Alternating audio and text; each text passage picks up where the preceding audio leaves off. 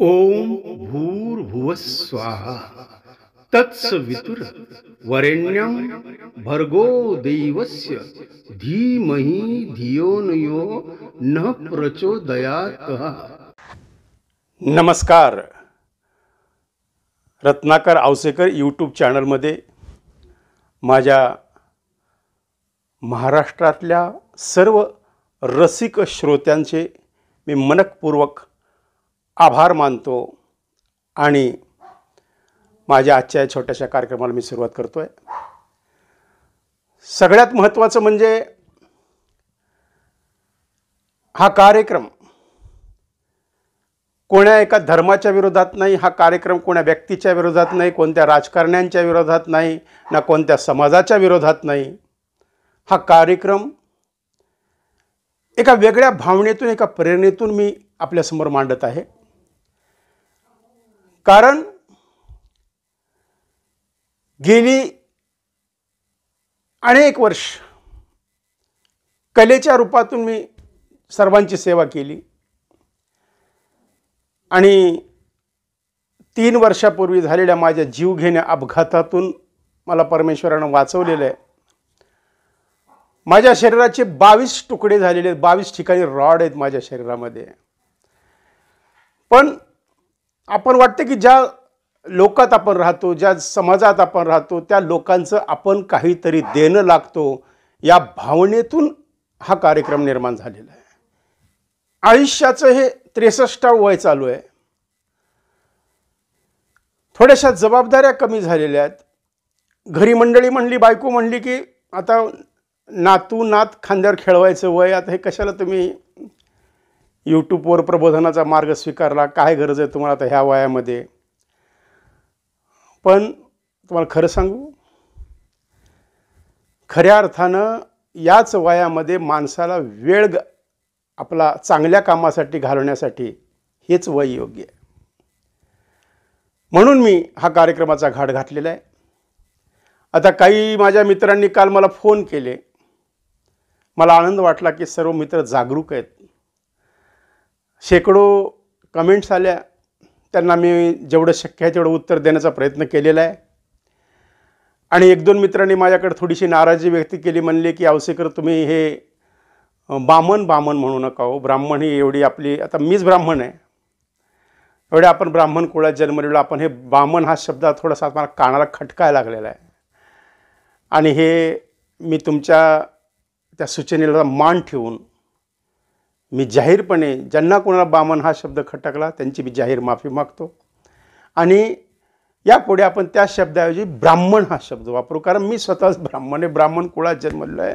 जो ब्रह्म जाणतो तो ब्राह्मण, जो सर्व समाजांचं रक्षण करतो तो ब्राह्मण, जो गावाला सर्वांना दिशा देतो तो ब्राह्मण, आणि ज्या ब्राह्मणामुळं सर्व काही आडतं तो हा ब्राह्मण.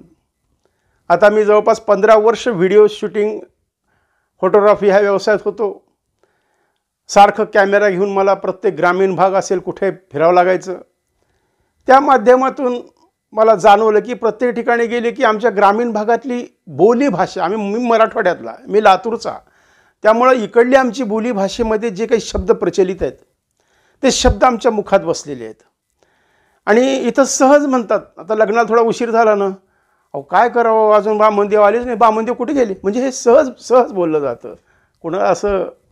पण ते काहीतरी लोकांना आजकाल त्या शब्दाबद्दल वेगळंच वाटायला लागलं. कोणीतरी तो शब्द उच्चारला म्हणून त्या शब्दाचं महत्त्व कमी झालं. ह्या आमच्या बोली भाषेतला बामण हा शब्द आहे, त्याला आता यापुढे मी ब्राह्मण हा शब्द उच्चारेन. तर मित्रांनो, तुमची नाराजी दूर करा. कारण आपल्याला या कुठल्याही वादात, कोणत्याही राजकारणात मी कुणाच्याही, माझा कुणीही दुश्मन नाही, माझा कोणी शत्रू नाही, माझे सगळे मित्र आहेत. आणि तुमच्या सगळ्यांच्या आशीर्वादाने मी चालवतो. तुम्ही सांगा हे बंद करा, मी बंद करतो. कारण कसं आहे, आता यूट्यूबहून रोजी कमवून पुढे जगायचं अशी कोणती फार मोठी अपेक्षा नाही आहे. कारण जे काही समाजामध्ये आपल्या लोक मानतात, जे काही आपल्या समाजामध्ये मित्रपरिवार आहे, सगळ्यांनी सांगितले की थोडंसं तुम्हाला बोलताय, थोडं बोल, काय फरक पडतं. अरे लोक काही ऐकतात त्यापेक्षा 2 शब्द ऐकतील, बघूया प्रयत्न करू म्हणून हा कार्यक्रम सुरू केलेला आहे. तर तुमच्या मनातला कृपया हा गैरसमज दूर करा की मी कुणाचं तरी ऐकून कुणाला तरी पाठिंबा द्यायच्या दृष्टिकोनातून कुणाला तरी असं याच्यातून हा कार्यक्रम केला आहे. तसं काही नाही. ह्याच्यामध्ये फक्त माझं एकच आहे, मला वाटतं आपल्या अंगातली कला लोकांसमोर जावी. मला बोलता येतं, मी चित्रकार आहे. मी तुम्हाला डायरेक्ट आता कार्यक्रमामध्ये मी लाईव्ह स्केचिंग करून दाखवणार आहे. मी पेंटिंग करतो, मला कॉम्प्युटरचं ज्ञान आहे. मी व्यंगचित्रकार आहे. ज्या व्यंगचित्रकारांनी इतिहास घडवला, बाळासाहेब ठाकरेंचे आदर्श आमच्या डोळ्यासमोर आहेत, राज ठाकरे साहेबांचे आदर्श आमच्या डोळ्यासमोर आहेत. की एक व्यंगचित्र म्हणूनच म्हणतात ना, जो न पाहे रवी तो पाहे कवी. आता तुम्हाला सांगतो, काल नाट्यसंमेलनामध्ये परवा 2-3 दिवसापूर्वी लातूरला नाट्यसंमेलन फार मोठं पार पडलं. त्या ठिकाणी सर्व मोठे मोठे अभिनेते, मोहन जोशी असतील, असे बरेच मोठे मोठे अभिनेते आले होते. आमचे जब्बार पटेल साहेब आले होते खास. आणि जब्बार पटेल साहेबांशी माझी चर्चा झाली. मी म्हणलं आमचा हा मराठवाडी लिहाजा आहे. ते म्हणले तोच लिहाजा तू धर, तू लिहाजा सोडू नको. मकरंद अनासपुरे आज यशस्वी झाला, त्यानं त्याचा मराठवाडी बाज नाही सोडला. तसं तू सुद्धा असं, जरी पुण्यात तुझं ऑफिस, जरी पुण्याकडचा ओढा असला, पुण्यात एखाद मुलगा राहत असला, घर असलं, तरी पुणेरी आवडून तोडून पुणेरी बोलायची भाषा प्रयत्न करू नको. जे आहे ते आपलं सहज सोपं आपलं मराठवाडी, जे काही लोकांना पटतं, जे समजतं त्या भाषेत बोलण्याचा प्रयत्न कर. तर त्या बोली भाषेतून आलेला तो शब्द आहे, त्याचा अपभ्रंश करायची काही गरज नाही आहे. तर आपण यापुढे ब्राह्मण हा शब्द वाचारू, कारण मी स्वतः ब्राह्मण आहे. हा विषय आता आपण दुसरीकडे जाऊया. भोपाळला वायू दुर्घटना झाली आणि या वायू दुर्घटनेमध्ये शेकडो लोकांचा बळी गेला. आता ह्या गोष्टी बरेच वर्ष झालेली आहेत. पण त्यावेळेस माझ्या वाचनात असं आलेलं होतं की त्या भोपाळच्या वायू दुर्घटनेच्या वेळी ज्यांच्या घरामध्ये अग्निहोत्र चाललं, ज्यांच्या घरामध्ये मंत्रोपचार झाले, ज्यांच्या घरामध्ये ओम भूर्भुवः स्वाहा तत्सवितुर वरेण्यम भर्गो देवस्य धीमहि धियो यो नः प्रचोदयात्, हा गायत्री मंत्र उच्चारला गेला, त्या घरात त्याचा प्रभाव कमीच दिसला. असं त्यावेळेचे पेपर काढून तुम्ही बघा. म्हणजे एवढं अग्निहोत्राला महत्त्व आहे, एवढं गायत्री मंत्राला महत्त्व, एवढं ब्राह्मण संस्कृतीला या समाजामध्ये स्थान आहे, महत्त्व आहे, आदर्श आहे. त्यामुळं एक हात जोडून कृपा करून विनंती की तुम्ही हे ब्राह्मण मराठा वाद हे सगळं थांबवा मित्रांनो, कृपा करून थांबवा. कारण हा तुम्हाला शहरातल्या लोकांना नाही जाणवणार, पण जे ग्रामीण भागामध्ये जो समाज राहतो त्या समाजाला नक्कीच याची झळ बसते. आता तुम्हाला सांगतो, छोट्या छोट्या गोष्टीसाठी ब्राह्मणामुळं कामं अडतात. आता ज्यांनी ब्राह्मण या संस्कृतीला विरोध केला, ज्यांनी ब्राह्मणांना शिव्या दिल्या, त्यांच्या स्वजन्मपत्रिका कुणी बनवल्या हो? त्यांच्या आईवडिलांना जाऊन ब्राह्मणांनीच बनवल्या ना. मग मला सांगा, मूल जन्मल्याबरोबर सर्वप्रथम त्या मुलाचे आजोबा कुणाकडे जातात किंवा वडील कुणाकडे जातात, तर आधी गावातला ब्राह्मण शोधतात. देवा चला नातू झाला, बनवा पत्रिका, सांगा त्याची राज सांगा, त्याचं सगळं आम्हाला पत्रिका लिखित द्या. मग आजकाल कॉम्प्युटर जन्मपत्रिका सुरू झालेल्या आहेत, त्यामुळं थोडं ॲक्युरेट मिळतं तुम्हाला. हे आजचं आधुनिक तंत्रज्ञान आहे. माझे अनेक मित्र आहेत जे अंकशास्त्र जाणतात, की जे नुसते तुमच्या जन्मतारखेहून तुमचं सगळं जीवन तुमच्यासमोर उभं करतात नुसत्या फोनवर. हो, आमचा टिळेकर नावाचा औरंगाबादचा मित्र आहे, त्याने त्याच्यामध्ये PhD केली, अभ्यास केलेला आहे. म्हणजे असं या शास्त्राला एवढं महत्त्व आहे. तर माझा सांगण्याचा अर्थ असा आहे की आपल्याला जन्मापासून, म्हणजे मूल जन्मलं तर जन्मपत्रिका ब्राह्मणाकडून करावी लागते. नंतर येतं बारसं. मग बारशाला कोणती तारीख चांगली आहे, त्या दिवशी दिवस कसा आहे, हे सगळं पंचांगामध्ये असे काही कालनिर्णय कॅलेंडरमध्ये हे सांगितलं जातं. ते पाहून तुम्ही बारशाची तारीख काढता. मग मूल हळूहळू मोठं होत गेलं, त्याचं जावळ काढायचं आहे, त्यावेळेससुद्धा मुहूर्त बघितलं जातं. त्यानंतर एवढंच नाही, तुम्ही पुढे मुलाची मुंज करायची आहे, त्यावेळेससुद्धा पंचांग, मुहूर्त, कॅलेंडर, कालनिर्णय बघितलंच जातं. समाज कोणताही असू द्या हो, समाज कोणताही असू द्या, पण तो समाज थोडंसं प्रत्येकाची भावना ही असते की माझ्या शुभकार्यामध्ये काही विघ्न न येण्यासाठी मला दिवस चांगला पाहिजे, मला काळ ऋतुमान चांगले पाहिजेत, माझे ग्रहमान चांगले पाहिजेत, अशी प्रत्येकाची भावना असते.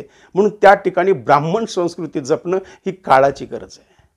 आपणाला जन्मपत्रिका बनवायला ब्राह्मण पाहिजे, आपल्याला मुंज करायला ब्राह्मण पाहिजे, आणि लग्न गाठ बांधायची जीवनाची, म्हणजे रेशीम गाठीमध्ये दोन जीवांचं मिलन होण्यासाठी जी गाठ बांधली जाते, लग्न गाठ बांधताना हा ब्राह्मणांच्या साक्षीनं आणि त्याला ब्रह्मगाठ, ही गाठ ही जीवन घडवते. म्हणून ब्राह्मण संस्कृतीला या समाजामध्ये प्रत्येक धर्मात, प्रत्येक ठिकाणी अत्यंत अनन्यसाधारण महत्त्व आहे. याची जाणीव करून द्यायची वेळ आलेली आहे. कारण सध्याची ही नाईट संस्कृती, पब संस्कृती, पेक संस्कृती, बार संस्कृती याकडं जो काही समाज झुकतो, हे सर्वांसाठी आहे. हे पर्टिक्युलरली फक्त ब्राह्मण समाजासाठीच मी बोलतो आहे असं नाही आहे. की तरुणांना थोडं सावध व्हावं. आणि माझं तर असं मत आहे की तुम्ही एक काम करा, जेवढं शक्य आहे तेवढं लहान लहान मुलांना वेदशास्त्र शिकवण्याचा आपण प्रयत्न करा. त्याची आज फार मोठी गरज आहे. आज पुण्यामध्ये तुम्हाला जर किंवा मुंबईमध्ये असेल, जर तुम्हाला सत्यनारायण करायचं असेल तर ब्राह्मण वेटिंगवर आहेत. प्रत्येक ब्राह्मण म्हणतो मला ह्या दिवशी वेळ नाही हो, मी नाही करू शकत. कारण म्हणजे ही लोकांचा याकडे जाण्याचा कल कमी झालेला आहे. म्हणून ही जर ब्राह्मण संस्कृती जपायची असेल तर लहान लहान मुलांना पैठण असेल, असे अनेक क्षेत्र आहेत, काशी असेल. आता परवा मोदी साहेबांनी आपल्या राम जन्मभूमीच्या तिथं प्रतिष्ठापना केली. त्यावेळेस माझ्या घराजवळ राहणारा आयचीचा मुलगा त्या ठिकाणी मोदीच्या बाजूला उभा टाकून मंत्र म्हणत होता. मोदींना त्यांनी त्या ठिकाणी मंत्र सांगितलेले. मला सांगा, कुठं हा ग्रामीण भागात राहणारा हा आयचीचा एक मुलगा, ज्याचे वडील नगर परिषदमध्ये सर्व्हिसला होते, की जे असे हे म्हणजे हे असे काही, मला सांगा, आम्ही परेशान झालो. आम्ही पाहत आलो, अरे मोदी साहेबांसोबत आपल्या गावचा, आपल्या जवळ राहणारा मुलगा आज काशी तर गेला काय, मंत्रोच्चारामध्ये शिकला काय, त्या वेदसंपन्न झाला काय, आणि आज देशाच्या पंतप्रधानाला पूजा सांगतोय.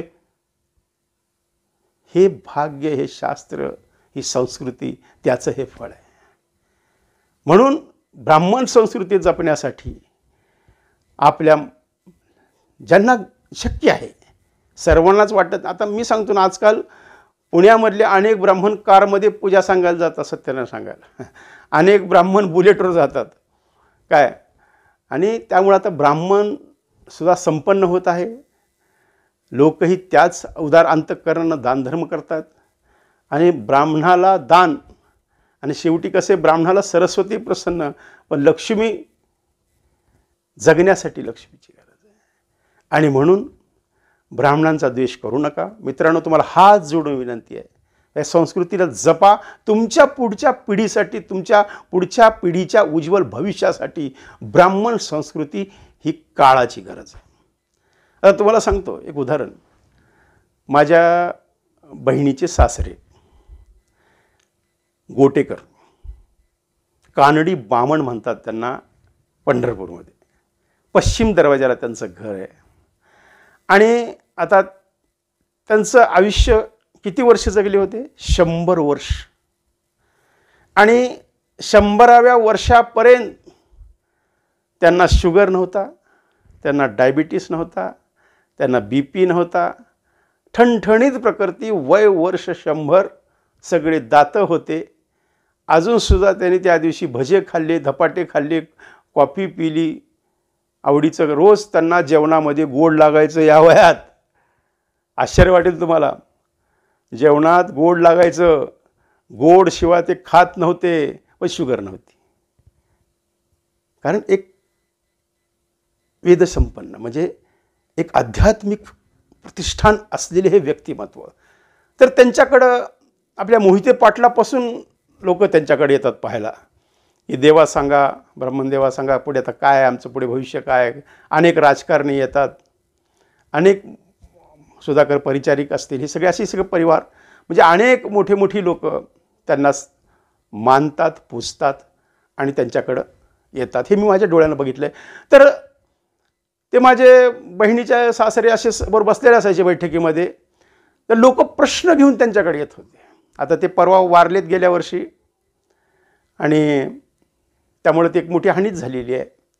तर लोक यायचे, तर काय प्रश्न असायचे बरं? प्रश्न काय असायचा तुम्हाला खरं सांगू, तुम्हाला आश्चर्य वाटेल. काका काल म्हशीनं दूधच दिलं नाही हो. प्रश्न बघा. पुन्हा दुसरी आलो, कोणतरी माणूस आलं, काका आज सून गेले पुणे कोणा माहेरी, आता कवा येते मग? हा एक प्रश्न. पुन्हा अजून एक प्रश्न यायचा, काका शेळी खाईनं गेली. प्रश्न साधे साधे प्रश्न, सिंपल, अगदी छोटे छोटे छोटे प्रश्न. लगेच एखादी यायची, आहेत का काका, आहेत का? हो आहेत की. काय करावं त्या सुनाला, लईच करायली येड्यानी, उचलले की भांडे आदळले, उचलले की भांडे आदळले, उचलले की भांडे, माझं तर डोकं पिटले काका, आता काय करायचं तुम्ही सांगा. प्रश्न बघा, अगदी छोटे छोटे प्रश्न, अगदी छोटे छोटे प्रश्न. मग आमचे ते बहिणीचे सासरे काय करायचे, ठीक आहे म्हणायचे, बाबा हे बघ काय कर, हे अंगारा लाव, काय तिच्यामुळे थोडासा फरक पडेल. आता ते यांच्या अंगाऱ्यानं पडायचा का ते आपोआप ते सुधारायचे, ते देव जाणे, त्या वाद आपल्याला जायचं नाही. पण याच्यातून व्हायचं काय की मी पाहिलं की त्या ठिकाणी असा काही कोणता एक समाज येत होता असं नाही, तर मुस्लिम समाजसुद्धा आमच्या काकाकडे यायचा. काका कैसा करना का, क्या मुहूर्त बोलो जरा अच्छा करने का, अपने को उद्घाटन करने का दुकान का. मग मला सांगा, प्रत्येक समाजाला ब्राह्मणाची गरज आहे, मग तुम्ही द्वेष का करता? तर हात जोडून सगळ्यांना पुन्हा हा कार्यक्रम मी त्याच्यासाठीच करतोय की कुठंतरी संस्कृती जपा, प्रेरणादायी भाषण, तरुणांमध्ये उत्साह निर्माण करणे, आत्महत्यापासून त्यांना दूर करणे, शेतकऱ्यांच्या आत्महत्या थांबवणे. आणि आजकाल लहान लहान मुलंसुद्धा आत्महत्या करायला लागली आहेत, तीसुद्धा थांबवण्यास काळाची गरज आहे. फ्रस्ट्रेशन यायला, नैराश्य यायला लागलेले, लोक नाराज होत आहेत आणि कित्येक जण आपल्या व्यापारामध्ये नुकसान झालं म्हणून आत्महत्या, हे सुद्धा आपण वाचतोय. एवढे सगळे संकट असताना पुन्हा हे राजकीय संकट का बाबांनो? कुठंतरी हे काय ते एकदा हे विषय हे करून सर्वांना सुखानं आनंदानं, जसं पहिलं 6 महिन्यापूर्वी जगत होते, हसत खेळत लेकरं बगीचात खेळत होते, शाळेत जात, अजूनही जातात. आमचं असं म्हणणं नाही की इथं असं काही दहशत आहे, पण कुठंतरी एक मनामध्ये भीती किंवा कधी ह्यांचं आंदोलन चालू होईल, कधी हे रास्ता रोको सुरू होईल, कधी कोणती अडचण होईल, या सगळ्या गोष्टीचा विचार जाणीवपूर्वक सरकारनं, आंदोलनकर्त्यांनी, राजकीय पक्षांनी, सोशल मीडियावर वायफळ बडबड करणाऱ्या लोकांनी, शिव्या देणाऱ्यांनी, सगळ्यांनी ह्याचा विचार केला पाहिजे की तुमच्यासुद्धा मुलांचं भविष्य काय. तुम्हाला नातू नात सर्व आहे, तुमच्यासुद्धा मुलांचं भविष्य आहे. जसं आज मला माझ्या नातवाची, माझ्या नातीची काळजी आहे, तसं तुम्हालासुद्धा तुमच्या मुलाची, तुमच्या भविष्याची काळजी असेल, असा माझा समज आहे. म्हणून हा कार्यक्रमाचा घाट घातलेला आहे. त्यामुळे ह्याच्यात कोणीही कोणताही गैरसमज करून घेऊ नका. ब्राह्मण जो ब्रह्म जाणतो तो ब्राह्मण, जो समाजाला दिशा देतो तो ब्राह्मण. आणि ते सांगतो, रत्नाकर आवसेकर चुकला तर माझा कान धरायचा अधिकार फक्त माझ्या जनता जनार्दनांना आहे. मी जर कुठं चुकलो, अवश्य मला तुम्ही व्हॉट्सअपवर तुमचा मेसेज टाका. आता कित्येक जण मला फोन लावायचा प्रयत्न करतात, मी फोन नाही उचलू शकत हो, कारण माझं रेकॉर्डिंग सुरू असतं, मी रेकॉर्डिंग रूममध्ये असतो, माझा ऑडिओ स्टुडिओ असतं, माझं ऑडिओ रेकॉर्डिंगचं काम चालतं. कारण ते सगळं करून मी दररोज सकाळी पहाटे 5 वाजता हे तुमचं रेकॉर्डिंग करतो, कारण कुठंतरी काहीतरी नवीन द्यायचा हा माझा प्रयत्न असतो. कारण माझ्या अंगातला कलाकार, आता माझे 2 रूप आहेत. एक रूप आहे माझं आध्यात्मिक रूप, धार्मिक रूप, एक रूप आहे माझं अंधश्रद्धा निर्मूलन रूप. एकीकडं दाभोळकर, पानसे, शाहू फुले आंबेडकरांचा विचार माझ्याजवळ, एकीकडं धर्म संस्कृती याचं रक्षण आणि ब्राह्मण हे गाठोडे, एकीकडं माझी गफलत होती आहे. त्यामुळं मला दोन्ही सांभाळ, मला दोन्ही प्रिय आहेत, मला दोघंही पाहिजेत. अंधश्रद्धेच्या विरोधात सुद्धा मी आहे, कारण मला अंधश्रद्धा नाही आवडत. मी आयुष्यात कधी कोणाला हात दाखवला नाही, स्वतः ब्राह्मण असून. की माझं भविष्य सांग. मी माझं भविष्य असं समजतो की हिम्मत कर, मेहनत कर, कष्ट कर, तुझं भविष्य तुझ्या हातात आहे, तुझ्या मुठीत आहे. म्हणून माझं एकच सांगणं आहे की या ब्राह्मण समाजाचं रक्षण करा, ब्राह्मण संस्कृतीला जपा. आणि पुनश्च एकदा सांगतो आहे की ब्राह्मण समाज हा शोषिक आहे, ब्राह्मण समाज हा संयमी आहे, ब्राह्मण समाज हा सर्वांना सोबत घेऊन जाणारा समाज आहे आणि ब्राह्मण समाजाला एक विश्वासाचा ब्रँड आहे. म्हणून हा समाज आपण जपा. आपण कोणत्याही समाजाचे असू द्या, पण प्रत्येक समाजात ब्राह्मण समाजाला एक विशेष बैठक स्थान, मित्र. आता आई सहज म्हणते, अरे तो मित्र कोण आहे रे? मग तो म्हणतो, अगाई तो ब्राह्मण आहे. मग काय हरकत नाही, एवढं सहज आहे. तर विषय जास्त लांबवत नाही. अनेक लोक म्हणतात की तुम्ही व्हिडिओ फार मोठे करता, मग थोडंसं आपण आता छोटा करण्याचा प्रयत्न करू. पण काय करणार, पण जे मनात साचलेले ना, अहो तुम्हालाच बोलायचं. तर शेवटी मग माझ्यासमोर माध्यम काय मला सांगा, मी कोणाला बोलणार? तुम्ही नाही बोलायचं म्हणलात, थांबतो मी, मला काही फरक पडत. कारण मी तुमच्यासाठीच करतो आहे. मला काही या यूट्यूबवरून कोण किती काय देतं हे सगळ्या जगाला माहिती आहे. यूट्यूबचे कष्ट किती हे सगळ्या जगाला माहिती आहे. त्यामुळं असं काही, काल एका मित्र मला फोनवर बोलले, तुम्ही पैशासाठी, अरे म्हणलं मला पैसे कमवायचे संपले रे मित्रा. म्हणलं आता काल मला कित्येक फोन आले, तुम्हाला काही आर्थिक मदतीची गरज आहे का? काही नाही, परमेश्वरानं मला सुखी ठेवलेलं आहे. 2 वेळची चटणी भाकरी कमवण्याची हिंमत, ताकद. अहो एकच मुलगा आहे, तो सुद्धा जॉबला आहे, तो त्याला थोडा चांगला पगार आहे, काय सुखात आहे, समाधान आहे. नात नातू खेळवणे आणि समाधान करेन तुम्हाला परवडून, हाच आपल्या जीवनाचा आता यापुढे मंत्र आहे. मी दररोज एक 10-15 मिनिट तुमच्यासमोर बडबड करतो आहे. तुम्हाला पटत असलं लाईक करा, सबस्क्राईब करा, शेअर करा. पण जे तुमच्या मनात ते माझ्या ओठात. त्यामुळं जे तुमच्या हृदयात ते माझ्या हृदयात. जे तुम्हाला पाहिजे ते मी देतो. मग मला सांगा याच्यात वाईट काय? एवढं विभिस्त तुम्ही व्हिडिओ पाहता, यूट्यूबवर इकडे जाता तिकडे जाता, इंस्टाग्राम, फेसबुक, काय नाही, काय पाहत नाही हो. मग मी विचार केला, थोडंसं 2 जर चांगल्या गोष्टी तुमच्याशी बोलता आलं, तुम्ही जर माझ्यावर फक्त तुम्ही मला प्रतिसाद द्या. माझं चॅनल फार छोटे हो, इनमीन आत्ता 8 दिवस झालेले आहेत. कदाचित काही खास खळगी ह्याच्यातली मला कल्पना नसेल, कारण मला माहीत नाही का आवडतो आहे. तुम्हाला कार्यक्रम आवडतो असा अनेक कमेंट्स मला येतात. फक्त हात जोडून विनंती की फोन करू नका, तुम्ही व्हॉट्सअपवर मला मेसेज टाका. मी 100% तुम्हाला उत्तर देणार. तुम्ही कमेंट्स बॉक्समध्ये मला कमेंट्स टाका, मी त्याला उत्तर देणार. पण तुम्ही जर डायरेक्ट फोन केला तर कार्यक्रम झाल्यानंतर पुन्हा मला स्टुडिओत गेल्यानंतर दिवसभर फोनवर लोकांना बोलण्यात माझा वेळ जातो. एक हात जोडून विनंती, तुमचं प्रेम कमी होणार नाही. तुम्हाला 100% व्हॉट्सअपवर मी रिप्लाय देणार आहे.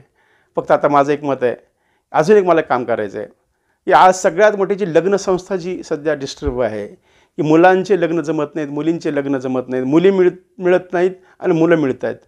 तर माझं असं ठरवलं आहे की रोज एक जर 4-5 पत्रिका मी जर तुम्हाला फ्री, मी कोणाकडूनही 1 रुपया घेणार नाही, हे लक्षात ठेवा. मी त्यांचे फोटो दाखवणार स्क्रीनवर, त्यांच्याबद्दल माहिती सांगणार. माझी अपेक्षा कमीत कमी रोज 5 लोकांनी तरी माझ्याकडे फोटो नेऊन त्यांची पत्रिका पाठवावी माझ्या व्हॉट्सअपवर. दुसऱ्या दिवशीच्या कार्यक्रमात मी ती जाहीरपणे सांगत जाईल. आज एवढे लोक पाहतात, काय सांगता येतं, कुणाचे सूर कसे जुळतील? अहो कोण कुणाचं नशीब पाहिलेलं आहे, बरोबर आहे का नाही? त्यामुळं एखादं लग्न जमलं आपल्यामुळं, एक लग्न जमलं तर कार्यक्रमाचं यशस्वी, बरोबर आहे का नाही? तर आता जास्त बोलत नाही. आवडला कार्यक्रम लाईक करा, सबस्क्राईब करा आणि तुमच्या व्हॉट्सअपवर शेअर करा. सर्व प्रकारच्या राजकीय प्रचार सीडीजच्या निर्मितीसाठी एकमेव नाव Ratnakar Ausekar. Contact 9890 39 87 88. Online recording CDs देणारं महाराष्ट्रातलं एकमेव नाव रत्नाकर औसेकर. 51 आवाजांचा बादशाह रत्नाकर औसेकर. कॉन्टॅक्ट 9890 39 87 88.